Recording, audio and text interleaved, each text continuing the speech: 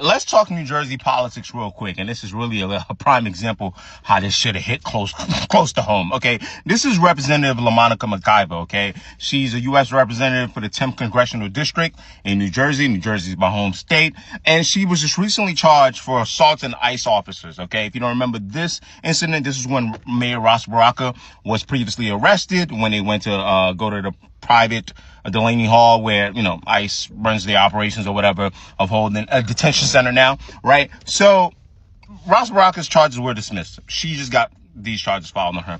And I'm saying that, okay, to put that to the side. And then I also want to talk to you about, on the flip side, yesterday, the primaries ended and the results came out. So Mickey Sherrill, a very familiar name. She's also was in Congress.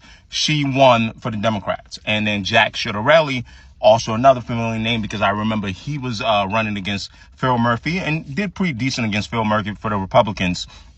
Jack won on that side. Okay, so pretty familiar. Now, from what I used to know, Jack was kind of moderate, but he's now leaning into Trumpism. Okay.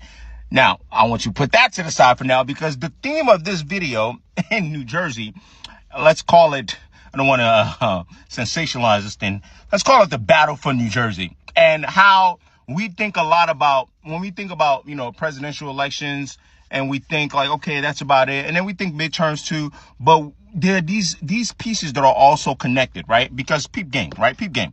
At the bottom here, Representative Eric Swalwell's response here is funny, so I want to talk about that in a second. But this is U.S. Attorney Alina Habba, right? So she's the district attorney for New Jersey. She used to be Trump's personal lawyer. And what you're going to see now, right, is you're going to see Trump loyalists, okay, weaponizing their positions. That's a fact. Okay. And that's a fact. I'm not ready. Listen, you lots, right? And because you can see here today, a federal grand jury seat in Newark, New Jersey returned 3-count indictment against U.S. Representative LaMonica McIver with forcibly impeding and interfering with federal law enforcement officers. So anything that goes against Trump, peacefully, not peacefully, they're going to put them all in the same box. And they're going to try to use whatever resource at their disposal, because they know their MAGA supporters are all for this. January 6th for them, you can pardon those people. Representatives doing their job, lock them up, right? And as you can see, Representative Eric Swalwell here saying, let's start with this. You will lose, Alina. This will be dismissed or not guilty at trial. You'll be publicly humiliated and forever tied to the abuse of power. The tied to the abuse of power part, that's what I want to talk about.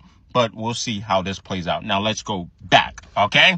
So now back to the battle in New Jersey and having people understand that elections matter. And, you know, what I've always told people, this is not regular conservatives versus liberal conversation.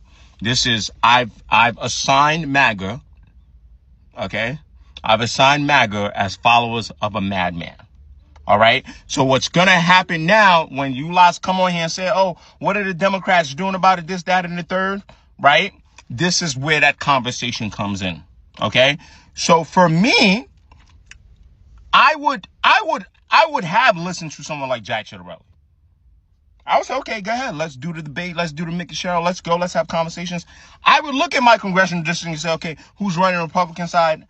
That's gone, especially with midterms coming up. And I think the Republicans are going to pick up on this, because the message they are sending right now is pretty much, if you are not on the MAGA side and you're a Democrat, any type of pushback, we're gonna push the envelope in terms of how we're going to try to punish you. And then if you are Republican and you're not MAGA, we'll make your life extremely difficult. Okay, and that's why now, along with midterms, New Jersey, and now we're gonna see this election for the governor position be very important, right? Because if you want people to push back against MAGA, it is easier to do that. Okay, when there aren't people sitting in the governor's seat that are willing to bow to Trump, when there are people in representatives in representative seats not willing to bow to Trump, right?